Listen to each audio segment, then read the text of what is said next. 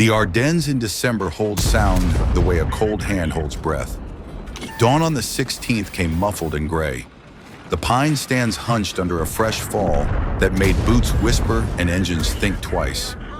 On the maps, it had been the quiet sector, a place where infantry learned to grow back skin after the Hurtgen and the Scheldt. The veterans called it a rest cure. The green soldiers called it Europe. I carry the battalion diaries and the weather logs, and when I put them next to each other, a pattern leaps like a deer startled from cover. Low cloud, freezing fog, calm wind, and then 0330 German guns clearing their throats along a front that would learn a new name before noon. What rolled west out of that mist was an argument about snow, fuel, and identity itself, and none of it read like the plan we had drafted for winter. The barrage did not sound like Normandy. It was a shove, not a pulverizing. The intention wasn't to flatten, but to blind. Columns of Panthers and Panzer IVs and a sprinkle of heavier cats moved under the canvas of that weather. Whitewash slashed across armor, spruce wire defenders, crews coughing into scarves that smelled of oil and iron. Snow forgave heavy hands on the throttle just long enough to keep time. In the infantry lanes, men wore overpulled parkas and the too quiet confidence that only the first hour of a gamble allows. The road signs through Losheim and Hofen and Oren were innocent yesterday. By sunrise, they were contradictions, pointing where German patrols wanted them to point. The Allied phrase "ghost front" died as artillery rang off the trunks around Monschau and the Krinkelterwald, and then came the shapes. We had trained to recognize silhouettes at range, but the fog did its worst to make range a rumor. What carried across the whitened verges were rumors with tracks.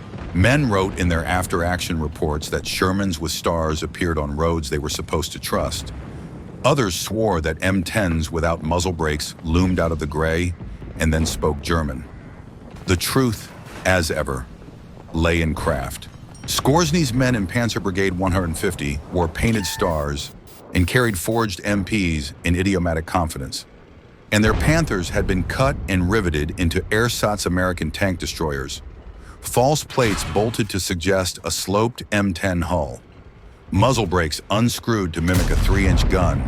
Stowage piled to hide the wrong curves. To an artilleryman at a crossroads in a storm, one olive drab box looks like another. To a Panther crew with sheet metal pinned over their German nose, that moment of doubt was as valuable as a battalion of doctrine. Fuel talked louder than flags. The German plans carried beautiful arrows, but the columns wrote on arithmetic that could not be painted over. Piper's spear, the hard knuckle of the 6th Panzer Army, moved with a new imperative scribbled into the margins. Benzin zuerst, fuel first. He bypassed resistance as if it were a moral injunction, angling for Billingen and then for the dumps at Stavelot and Trois Ponts, because gasoline is the only truth a December engine obeys. I read a captured order, 5 days fuel with capture. It is an optimism only a map indulges. In the snow, the Panthers drank as if the cold made fire hungrier. In their wake, fuel cans rattled like consciences tied to fenders. Sergeants making deals with fate on the shoulder of roads you can still drive today if you do not remember what they cost. The first delays came from men whose names do not echo in histories. The 99th Division's boys, fresh to the line, held on the Elsenborn Ridge with the patience of stone and the fear that sharpens the sight. In the Krinkelder woods, tank destroyer crews without turrets used their thin armor as a reason to think better thoughts rather than faster ones. They wrote range into the snow with tracer and left it there when the fog swallowed their calculations. South, the 106th met the old German lesson encirclement like a door that claims to be a hall. The 28th Division, shattered forward at the Ohrenklurf, formed little squares with blood and the history of Pennsylvania farm boys who learned to trust stone walls early. None of these hours look like movies. All of them look like the first line of a sentence that the moose would finish. What did snow do? It made valor feel heavy. Tracks spun on inclines an autumn driver would have bullied. Road wheels froze and then lied about their integrity. Grease stiffened into opinions. Crews learned to dress their tanks in branches and prayer. Whitewash flaked away to reveal truth. and men smeared at it with mittens, as if confession could save them. Radio sounded like distance itself had caught a cold. Yet snow also did the only favor it ever does: the hunted, it retains footprints. Those stories of infiltrators in American uniforms, swapping signposts and asking how far to Malmedy, relied on roads. They were real enough to make countersigns harder and to make MPs ask baseball questions, to turn passwords into catechisms and paranoia into procedure. But snow told on them. Tracks do not lie unless you ask them kindly with a broom, and no one had time for kindness.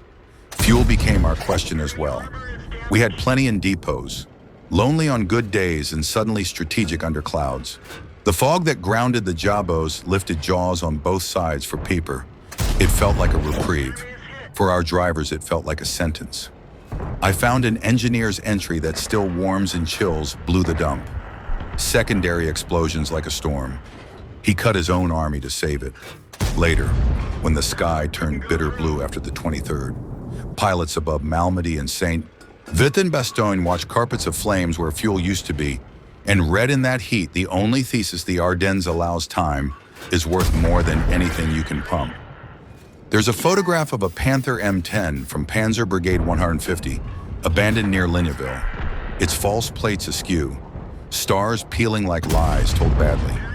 It is theatrical and pathetic at once. The men from that brigade did better at road signs and rumor than at the Meuse. Their small parties turned arrows, misdirected convoys, loosened bolts on the mind. They did not take bridges. When caught, they met the war's least theatrical truth. Treachery has a rate of exchange. By the time the countersigns had grown teeth, the disguised columns were already bleeding into regular ones, and the Panthers, even in costume, had to face questions only good gunnery answers. The massacre near Bastogne-Malmedy arrived like a black flag in a snowfield. I will not narrate it as spectacle. I will mark it in the ledger because everything that followed felt weighted by it. MPs quicker to shoot tires, tank destroyer crews less reluctant to pull a trigger, civilians more cautious about pointing a road. War's rules do not change, men do. A day later at Stavelot, the fuel dump burned and the bridge shifted from noun to verb and back again as Pieper tried to argue with engineers in a river. He crossed and was forced back, crossed again like a man negotiating with his own shadow. And then the Americans took the bridge away from Winter with explosives. The cost was men on both banks deciding how long frost would preserve their friends' faces. Bastogne was already being measured. Between Clairvaux and Cibray, roadblocks blossomed out of panic and then hardened into plan. Our tanks, those ordinary Shermans the Germans dressed their Panthers to mimic, found that snow refuses to let you posture. You either have fuel and a friend on your right and left, or you are a photograph waiting to be developed. A tanker wrote, "We learned to move like carpenters." And I have stolen that sentence for 100 lectures. He meant measure twice, cut once. He meant a T-junction is a problem in trigonometry.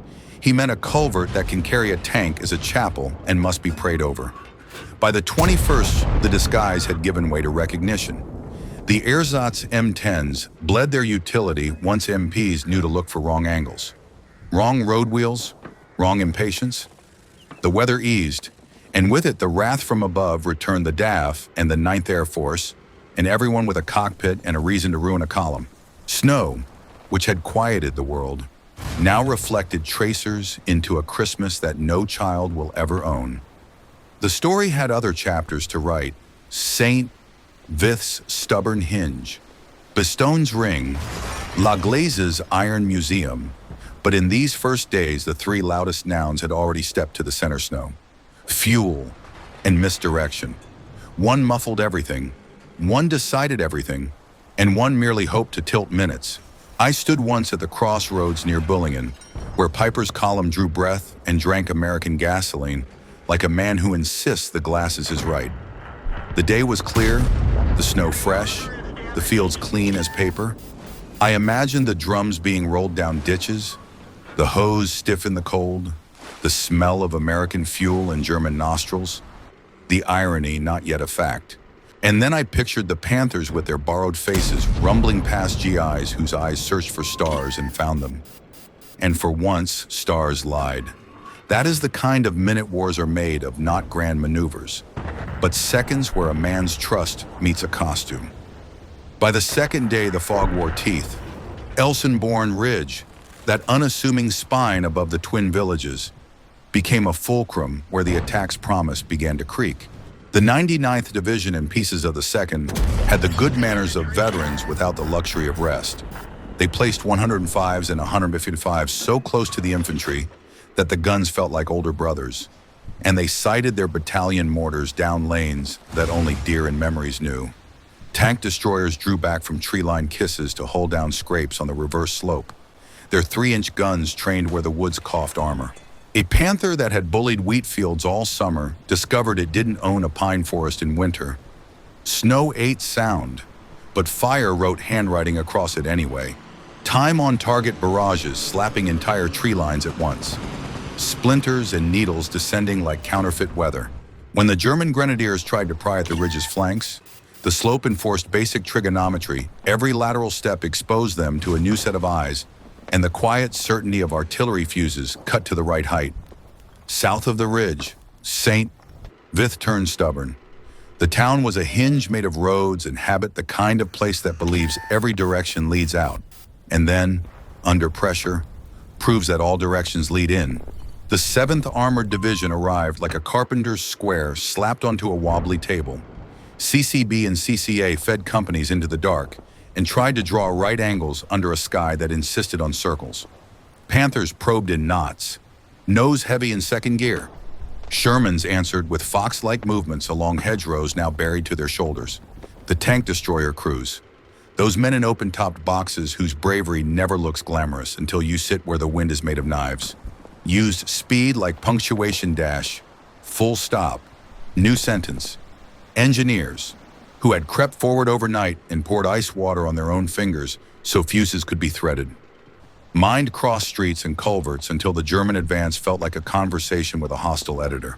For 4 days, the hinge refused to swing the way the map said it must. And every hour spent here was a gallon Piper would not burn where he needed it. Piper himself ran a race against arithmetic. At Billingen, his column drank American fuel, and at Stavelot, his lead elements found the river muttering no in winter's voice. Our engineers burned the dump and salted the bridge with explosives and short prayers. When the bridge still stood after first thunder, Piper took it like a dare and slid across, only to be slapped back by tank destroyers and guns that had learned patience on the ridge. He crossed again through smoke as if arguing with the river's theology, pushing toward Trois Ponts for roads that would lead to the Meuse. There, the confluence and the bridges behaved like nouns that had hired lawyers. Demolition charges did work that heroism cannot. The spans went into the torrent with a sound that made even victors flinch. Piper turned north and west like a hand feeling for a door in the dark, and found only more doors that someone had nailed shut. The disguised Panthers of Panzer Brigade 150 prowled the edges of this storm like rumor-given tracks. A star painted on a glacis is a kind of wish. Sheet metal bolted to German cheeks will fool a driver at a checkpoint in fog. It will not survive the question of a muzzle flash in daylight. MPs grew skeptical quickly, learning to read the grammar of a tank, the wrong road wheels, the wrong idler, the way a Sherman with a Panther's gait leans into a turn. Baseball questions proliferated. Countersigns stopped being gentle. Drivers learned that the quickest way through an intersection was to take your helmet off and let your vowels show. Scorsani's men turned signs and nerves. But the Meuse did not learn a new name. Their Panthers bled plausibility by the mile. One abandoned at Ligneville, exposing its false face like a theater mask dropped in snow. Along the Clerf, the 110th Infantry and dribbles of armor made little squares out of crossroads and farmyards. A Sherman set crosswise behind a stone wall is a sermon the countryside remembers. Add a platoon with bazookas and the new M9A1 rocket that bites steel with an unpleasant appetite, and a lane becomes a parable about patience. German Panthers responded with their own craft flank, shot from a hedgerow, then back 2 lengths, then forward again to fire from the ghost of where they were, trusting our nerves more than their camouflage. But snow has rules that favor the scholastic. Every back and forth draws a diagram in white chalk. Our gunners raided and laid shells where geometry says the next cat must pause to breathe. Vith finally bent on the 23rd, not for lack of courage, but because roads running east began to speak in past tense. Yet the delay mattered. While that hinge consumed days, Bastogne wrapped itself in a belt of small, furious garrisons and armored packets whose names read now like a litany. Team O'Hara at Warden, Team de Sobry at Noville, Team Cherry at Longvilly, Team Snafu everywhere. The 10th Armored's combat commands fought like carpenters indeed braced this joist, shore that wall, cut relief holes for the air that will come later. Panthers nosed into Noville and found Shermans waiting at angles measured yesterday. Fireflyless, but not friendless. M18 Hellcats and M36 with 90mm guns speaking at the right pitch. Infantry popping up from foxholes like footnotes that cannot be ignored. Snow muted the effects, then magnified the result. Every hit wrote black smoke stark against a white page. Every miss was a lesson in how range contracts when breath fogs, glass, fuel, still the loudest noun, had become a tyrant arguing with Piper in private. Near L'Église, his column clenched like a fist that had forgotten its own fingers. The roads behind him were daggers laid flat by blown bridges. The roads ahead were questions asked by men with satchel charges and mine probes and French and Walloon curses that mean the same thing. He tried to jump the Amblève at Trois Ponts and found absence where maps had promised presence. He sent a feeler to Cheneur and watched it die. When the weather finally emptied of cloud and filled with wings, 23rd or 24th, the coulee between L'Église and Stoumont became a gallery of static targets seen by pilots who had been waiting like debt collectors. Rockets missed as often as they hit, 50 stitched less than legend claims, but the fear they wrote into every driver's hands slowed time, and time is a weapon you cannot bolt to a turret. On the 24th, Piper left his cats in L'Église like bones picked clean and led his men east on foot through snow that finally told the truth. The Meuse would not be shaken this year. The ring around Bastogne hardened into a ritual. The town itself smelled of cordite and horse and the strange bakery sweetness of high explosive.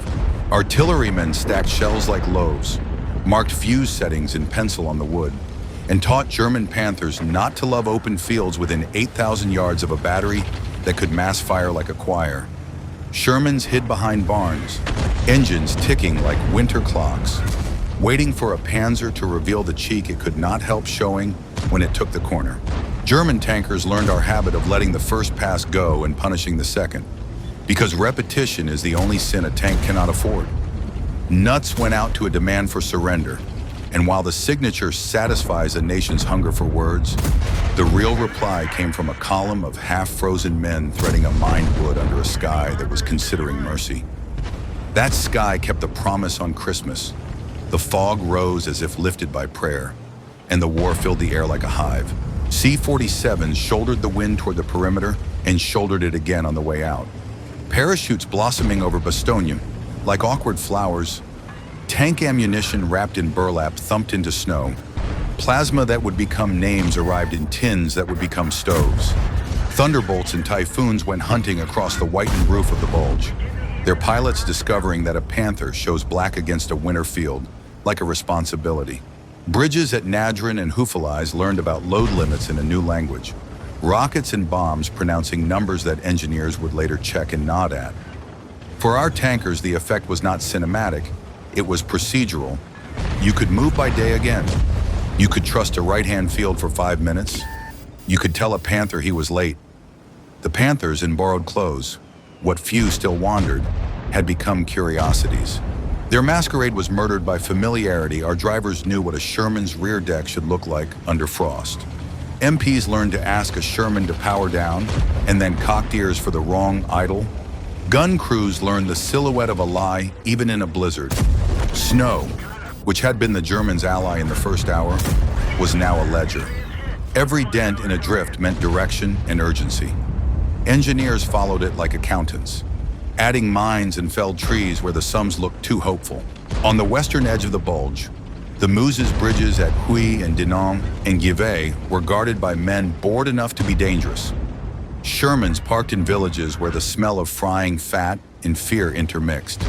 Panthers a rumor too thin to cross that much exposed road. Our tankers listened to their engines with stethoscopes made of habit and planned in distances that had regained their sanity. Fuel trucks came in convoys under air cover and left emptier but not empty. The Panthers' thirst had turned heroic columns into abandoned museums. Our own supply had learned to treat December's miles like a religion, one sacrament at a time. I went to L'Église in summer once. When children climbed on the Panther, that Piper left as if it were a friendly dinosaur. The snow was gone, the air complacent, the church cool. But if you stand by the road and close your eyes, you can still feel the column backing into its logger as the sky hardens into blue steel. The smell of American fuel burning, the exhalation of engines deciding not to start tomorrow. Misdirection had spent itself. Fuel had chosen a side. Snow had played arbiter and then stagehand. The rest would be the old story counterstrokes and withdrawals. Elbows of road defended and yielded. Bastogne relieved not as a flourish, but as a function. The disguised Panthers had hoped to turn seconds into a bridge. Instead, they became a footnote pinned in white. After Christmas, the air went brittle and blue, the kind of sky pilots call permission. The forest that had hidden approaches now betrayed them in long, clean strokes. The white fields drew silhouettes as frankly as a chalkboard. Orders changed their verbs. Where we had written hold and delay, we began to see strike, pursue, relieve. South of the hinge, a set of arrows that had been training rumors for weeks finally stepped off with the confidence of fuel and habit. The Third Armies turned to the north. In morning light, the columns looked improbable treads clanking out of Lorraine mud into a world of ice. Tank decks heaped with duffels and men in coats the wind did not respect. What mattered was less the rhetoric than the procedure. Traffic control at every village corner. MPs with faces like clocks. Engineers measuring bridges with a tape measure in one hand and a satchel charge in the other. When the bombers had finished clearing the air, the convoys filled it with a different argument, one that runs on oil filtered by prayer. You could taste the relief column in the air long before you could see it. It tasted of exhaust and coffee and the closed-mouthed desperation of men told to go fast in a country that punishes it. The road north from Ardennes and Neuchâtel felt like an artery threading through frostbite. Each Y junction was a question with more than one right answer. The 4th Armored Division turned those questions into declarative sentences, one junction at a time. Their Shermans wore the snow the way a working coat wears plaster dust. Their M8s skipped ahead like boys who promised to come back before dark. Their battalion commanders walked maps with a finger and then walked villages with a tank. Around Chaumont and Bougainville, the lanes narrowed to the kind of intimacy that makes a 30-ton machine behave like a thief. Trees leaned over the road as if to eavesdrop. The men on the decks learned to keep their chins down and their eyes up. Inside Bastogne, the ring breathed in short breaths. The snow had that paper-white look that makes blood seem theatrical when it isn't. In foxholes, the 101st measured hours by artillery shells stacked like loaves, and by the sound their boots made when they thumped frost from the soles. Teams that had been named the way carpenters named tools de Sobry, O'Hara, Cherry adjusted sight lines by inches and treated every barn as a problem in geometry. Panthers nosed toward Noville and were greeted not by adjectives, but by angles. A Sherman backed into a farmyard is a kind of promise. A bazooka team in a window is the footnote that makes the promise binding. Between shells, the troopers talked about whether the sky would ever remember their side again. Then the sky did. On the 26th, the relief became a photograph. Combat Command R pushed through Assenois under a canopy of artillery smoke that behaved like a favor finally cashed. The lead tank wore a name on its skin, Cobra King, and a crew whose eyes had been taught to keep moving. They took the last bend with the caution that makes bravery breed, traced their turret across a hedgerow that remembered June, and saw paratroopers in foxholes who stood up with their hands at their helmets as if saluting could break the cold. The moment that lives in our ledgers is not cinematic, no trumpets, no sweeping violin, but mechanical, a hatch clanging open, a man with a radio and a grin whose lips were cracked, the exchange of the only sentence the Ardennes respects you made it. We're here, north of the relief route. The Germans tried one more time to reason with Elsenborn Ridge and got the same answer in the same tone. The 99th and 2nd Divisions, now heavier with friends, reminded every grenadier that a slope obliges you to speak in clear grammar. Time-on-target strikes were called like a catechism grid. Fuse, splash, and whole copses crouched under shrapnel that fell like a second snow.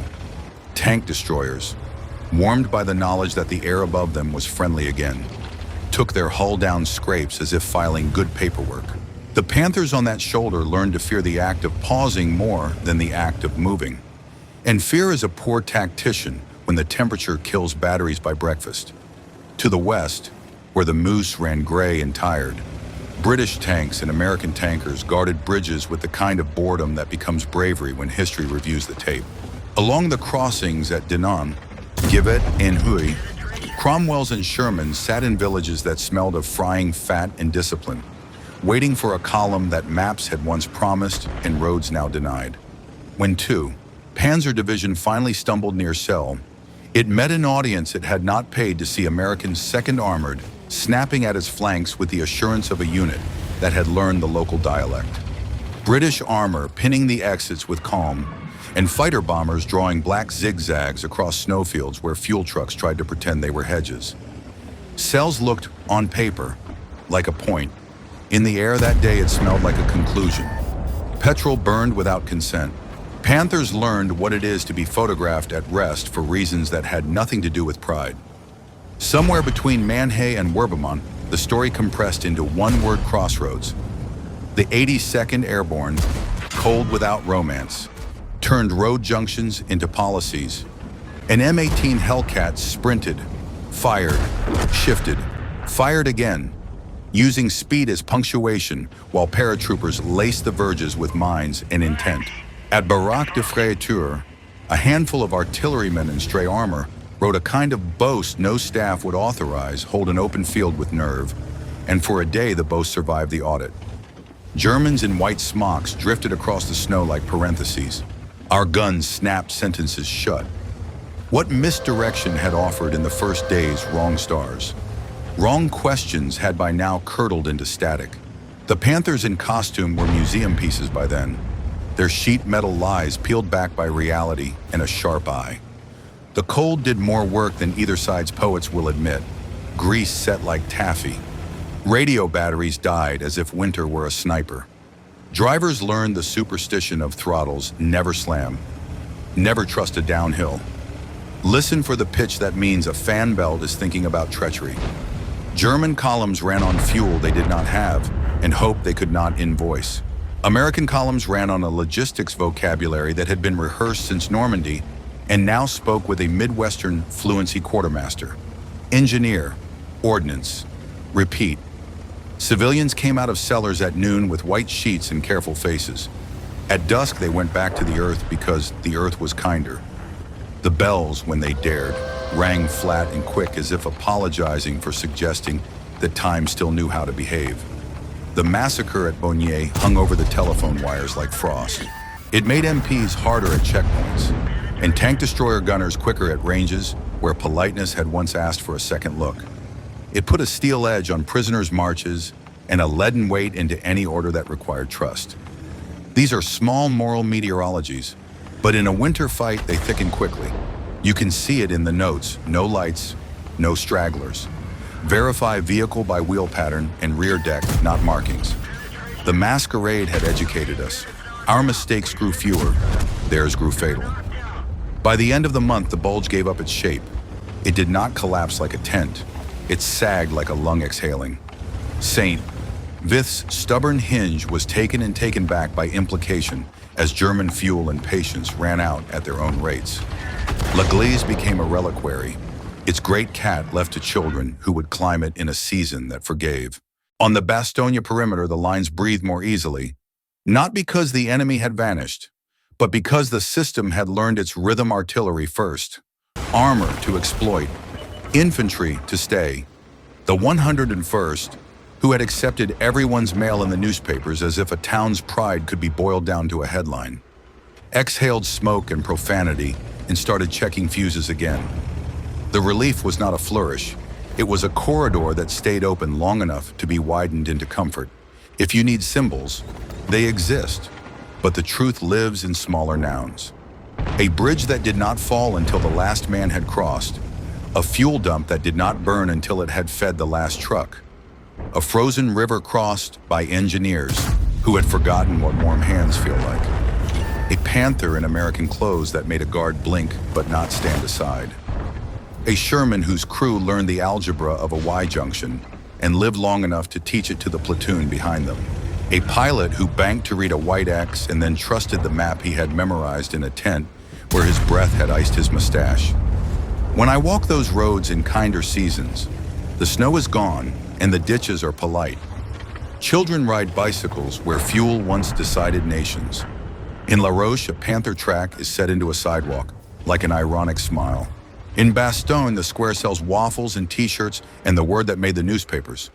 And a man in a cap will tell you that his father heard the shells as if the sky had teeth. I believe him. The paper record agrees.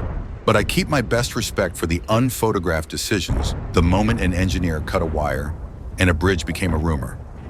The minute a tank destroyer section decided to trade a field of fire for a field of view. The morning a supply convoy left in a column and arrived as a lifeline. Snow took away color, fuel decided, disguise tried and failed. The rest was carpentry with steel and the steadiness to measure twice in a storm. January hardened the snow into glass. Boots clicked on it the way a spoon taps a jar. Tracks grated like a dull file. Every brake application became a negotiation with physics. The air stayed crystal and blue, the kind of sky that turns roads into sentences written large enough for pilots to read. The bulge no longer looked like an arrowhead on a map. It looked like a bruise in retreat, purple at the edges, fading where hands pressed from north and south. Orders grew decisive in their grammar attack. Squeeze, reduce, and then careful again when they reached the parts about bridges and fuel. Nothing in winter lets you be a poet for long. North of the salient, American Corps tightened their knuckles along the Ortham, and British armor slid in with that dry understatement the terrain hates. Shermans crept through villages that had learned to keep their shutters shut. Cromwell's parked nose to nose with stone barns that smelled of animals and fear. Every road junction had a war of its own. At Houghton, the river ran black between white banks, and engineers measured spans with mittened hands, then made their arithmetic true under incoming that shook frost from rafters. A Sherman edged onto a Bailey panel, tracks ticking the way a metronome ticks when the pianist is tired.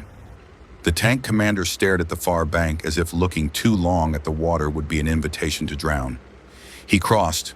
The village exhaled like a man who had been underwater a beat too long. St. Vith, the hinge that refused to swing, had become an absence and then a presence again. The Germans pulled back through it in Knott's rear guards with 88s placed like commas at the end of lanes. Snipers who understood the angle of a January afternoon sun, buried mines that pretended to be snow and were better at pretending than most men. Panthers no longer moved in the 3s and 5s that had swaggered on the 16th. They appeared like rumors, one here, two there, steel snipers using their long 75s as punctuation from behind hedges that had forgotten they were hedges under a foot of ice. Tank destroyer crews learned to be patient surgeons in return, choosing fields of view over fields of fire, trusting that a good position survives the first surprise. It did, often enough to become policy. South of the shoulder, the Third Army's turn north became less a flourish of arrows than a grind of axles. I read the march tables and hear the clatter. 4th Armored at the front with its loping stride. 6th Armored shouldering in. Columns of half-tracks and wrecker trucks and those improbable sainted fuel bowsers attentively abused by men who knew that gasoline and winter share a nasty sense of humor. The roads from Neuchâtel through Libremont towards Cibray were narrow, and the war made them narrower. At every hairpin, an MP stood like a small god with a whistle, deciding who got to be history and who had to wait, on a slope before Remofoss. An M4 threw a track on black ice and turned a brigade into a long, unmusical queue. A wrecker coughed into place. An engineer with a crowbar talked to the steel as if charm could thaw. And an hour later, the line moved again with the chastened rhythm of men who understood that impatience is the enemy's ally. Hoofalize was the word everyone began to say as if it were a promise. The Orthy loops there and lays a table for a pincer. Northbound columns could smell the town before they could see the bridge diesel, wood smoke, and the metallic breath of cold river. From the North American outfits and British neighbors pressed south. From the south, Patton's columns pressed up. On the 16th, the handshake happened. It was not a painting. It was an exchange of cigarettes over a fender and a sergeant's laugh that sounded like a cough. The map's bruise lost its center at that moment. The Panthers that had shone like teeth in December suddenly looked like filings in January. Misdirection, which had felt so clever in the first days, outlived its utility, but not its echo. MPs still asked baseball questions at crossroads in the blue noon. Who plays short for the Yankees? And a driver with a Tennessee drawl earned a pass with a grin and a wrong answer delivered with such confidence that the MP waved him through anyway. The stories about the disguised Panthers kept walking the roads after the sheet metal had blown off and lay in ditches like theater props. A military policeman near Marsh stopped a tank with a star because its rear deck was wrong, and he was right to do it. It was ours. A field repair gone ugly. And the driver swore all the way to the next junction, where a Panther in honest German paint revealed itself by impatience and died of it. Paranoia had become procedure, and procedure had become safety. On the other side of the front, the German mind was doing its own arithmetic. Fuel was a problem you could no longer solve with courage. Relief from the Saar Nordwind stole attention in units to the south, and the Ardennes, which had promised a door to the Meuse, now looked like a room filling with smoke. The Panther remained deadly in a duel of equals, but equality became rarer. Roads that might have carried it to range found their bridges blown and their verges mined. Air roared over columns where mountains of snow made exhaust plume like a reporter's line of ink, telling the hunters where to look. Pilots learned to read truck parks masked with fir boughs as a lie. Where the bombs did not kill, they broke time, and time, always the deciding weapon in winter, ran downhill toward us. Between Rochefort and La Roche, the forest closed in tight and then stepped back to expose villages that existed to frame crossroads. Our columns entered them the way carpenters enter rooms. Look at the corners. Test the joists. Trust the floor when it answers honestly. Infantry moved under the shelter of tanks not as decoration, but as grammar, the clause that lets the sentence of advance remain intelligible.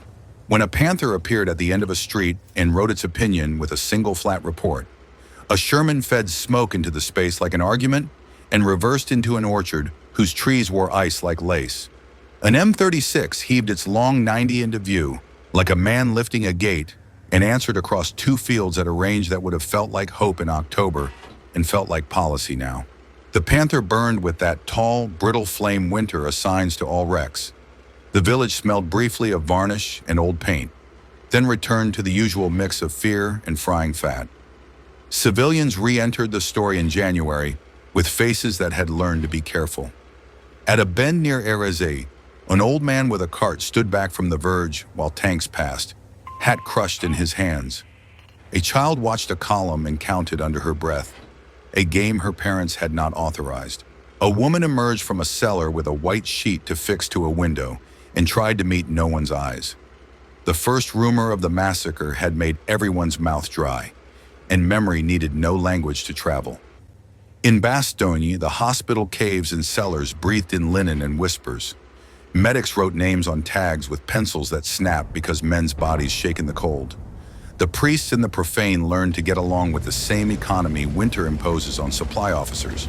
If air power wore the crown of January, artillery wore the ring that actually fits the hand. The business at Elsenborn continued with the confidence of units that had solved their arithmetic fuse settings. Deflection.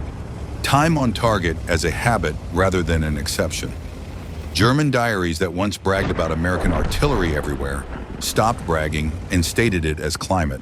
In open fields west of Bastogne, a Panther could not idle for more than a minute without drawing someone's attention on a map. In woods north of Hoofalize, a column that stayed put long enough to light a stove heard a new weather approaching, 105s and 155s arriving together, cutting bows and nerves, tank and gun, fuel and bridge, sky and wire, all the pairings that had been disorganized in December had found their couples again.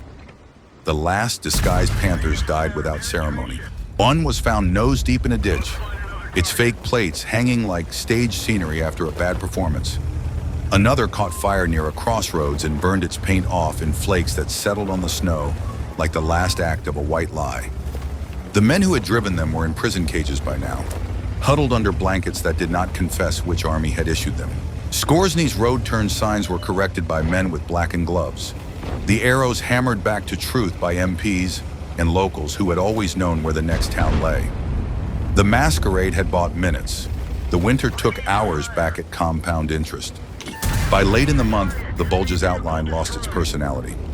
We pushed it as a hand pushes clay back into a jar. Columns that had once feared to pause now paused to organize. Units that had been ad hoc became neat again. The Moose Crossings relaxed, not complacent. Never that, but seasoned. In Danann, a crew brewed coffee on a salvaged burner and watched a patrol go out across a bridge whose truss still wore the black kisses of near misses. They spoke of home in the tight, unwilling sentences winter allows. In Bastogne, the square filled with vehicles the way a lung fills with air, after a sneeze first cautiously, then with relief. Nuts lived on t-shirts in a future. For now it lived in the casual competence of men checking fuses and oil levels, as if routine were a prayer. When I walk those places in kinder months, January's geometry still overlays the hills' arcs of fire where hedgerows once stood, traces of blown abutments like scars on stone, a panther's ring gear rusting into a museum you can climb on if you forget to be solemn. The lesson that comes back is not about disguise, though disguise makes good stories. It is about carpentry with steel in a season that punishes clumsy hands. About fuel as the prose that either carries a sentence to its period or abandons it mid-clause. About snow as editor, striking adjectives until only nouns remain: bridge, road, gun, friend. There was one more chapter to fold and crease withdrawals under pressure, trials and rumors smoothed into history, names welded to wrecks and then polished by children's hands.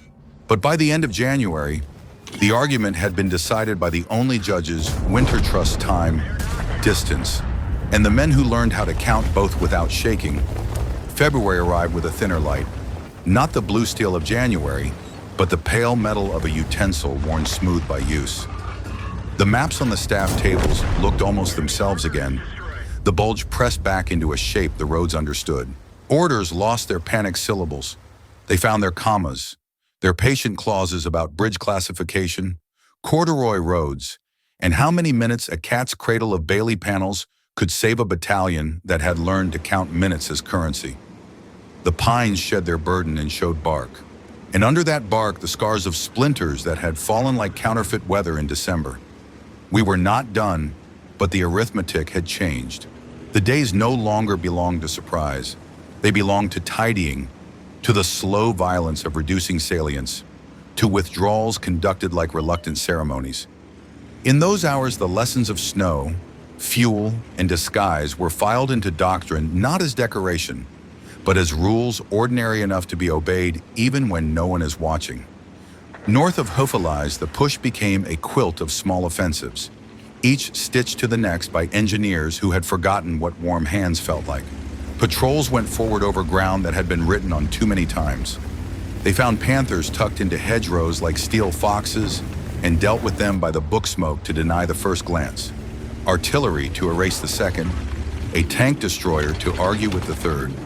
The big cat's long 75s were still honest weapons, but they were no longer invited to speak first. The sky sat in judgment again, and any column that paused to admire its own persistence drew a line of attention from men who read shadows as fluently as maps.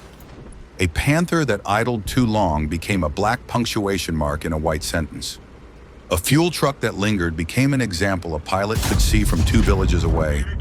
St. Vith, once a hinge that squealed in protest, returned to our ledger not as vengeance, but as correction. Rear guards left mines with the cunning of accountants a charge laid where a driver would rest his eyes. A tripwire strung at knee height in a doorway the cold had trained you to lower your head through. The town streets held the smell of burned rubber and frozen plaster. and under it the fainter odor of hope, which in winter is indistinguishable from fatigue. Our tanks crawled the intersections like cautious animals learning a new neighborhood. Fenders brushed snow that had turned to glass. Turrets panned with the kind of self-control that keeps men alive 5 minutes at a time. No repeats, a captain told his platoon. And by that he meant do not present the same silhouette twice. Do not cross the same open patch without smoke. Do not trust a corner that was kind yesterday. South. Bastogne exchanged breath with the world again. The perimeter that had been a belt tightened by necessity became a belt worn loosely. Holes unused. CCB shifted its weight west. CCA east. And CCR, those initials that had steadied the town's heartbeat, slid into new positions with the calm of routine rediscovered. Inside the square, a jeep with a loudspeaker read names from mailbags that had been missing appointments since Advent. Men cheered for other men's letters as if sound alone could warm paper. The motto that had pleased headline writers lived in jokes now. Scratched in grease pencil on turrets and on the doors of barns, nuts and bolts, someone wrote. And a fitter with black hands laughed because someone finally remembered him in a sentence. Fuel stopped being a rumor and returned to being an argument we could usually win. Tank decks were no longer laden with every can a man could beg. The cans returned to dumps where clerks knew them by number and drivers by smell. 2 months earlier, Piper had lived by the rule of capture. Now his scattered remnants walked east with boots that made apologies to ice. LeGlaze's great cat sat sullen in its open-air chapel. A black catechism children would one day climb and tourists would photograph as if proximity could likewise conquer memory. We passed it with the discretion soldiers grant to relics no jeers. No salutes, only a line in a notebook that says Panther here. Engine dead, left by men who would rather be elsewhere. To the west, the Meuse bridge guards struck their tents and learned to be bored again, which is a soldier's favorite skill. British crews packed their tea stoves. American crews their coffee tins. MPs folded stop signs made of plywood and went back to their old preoccupation speeders and lost lieutenants while keeping one ear tuned for engines that did not speak the right vowels. The baseball questions dwindled. The careful inspection of rear decks and wheel hubs relaxed into glances. Misdirection had run its course. The last reports of Skorzenny's men came in like weak echoes, an arrest here. A rumor there and then stopped. Sheet metal lies lay in ditches under thawing snow. Theater masks no longer attached to faces. The masquerade had bought minutes, and winter had repossessed them with interest. The Germans tried the south again with Nordwind Alsace in the heart, sending their own sharp consonants up the telephone lines. But even that effort felt like a tired hand, insisting it could still make a fist. Armor scraped through villages where vines remembered wine. Infantry in white smocks became commas in sentences the Vosges had already drafted. For us in the Ardennes, the news filtered in as a suggestion.